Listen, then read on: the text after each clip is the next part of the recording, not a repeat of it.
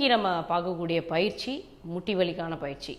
காலை கொஞ்சம் அகலமாக, இடுப்புக்கு மேலே அகலமாக வைக்காமல் காலை கொஞ்சம் அகலமாக வச்சுட்டு என்ன பண்ணணும் அப்படின்னா, மெதுவாக கால் குதிங்காலை அப்படியே தூக்கணும், மெதுவாக இறக்கணும்.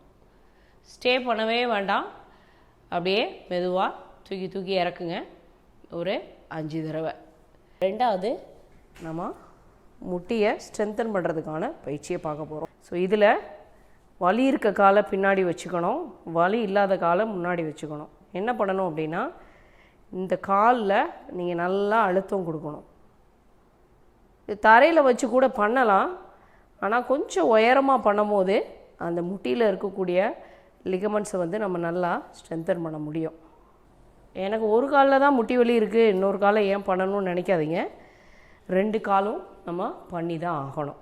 சரி, ஸோ இது சர்ஜரி பண்ணவங்க கூட இப்போ நான் சொல்லிக் கொடுக்க பயிற்சியை நீங்கள் பண்ணலாம்.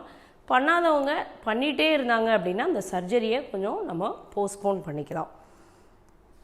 காலை இப்படி வி ஷேப்பில் விரிச்சுக்கணும்.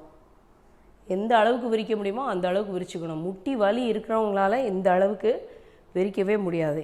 இப்படி விரிச்சுட்டு நீங்கள் உங்களோட பிருஷ்டபாகத்தை நல்லா முன்னாடி கொண்டு வரணும், அப்படியே ஸ்டே பண்ணணும். இப்படி ஸ்டே பண்ணும்போது ஆட்டோமேட்டிக்காக நம்மளோட பேலன்ஸ் ஃபுல்லாகவே நம்ம முட்டியில் தான் வரும்.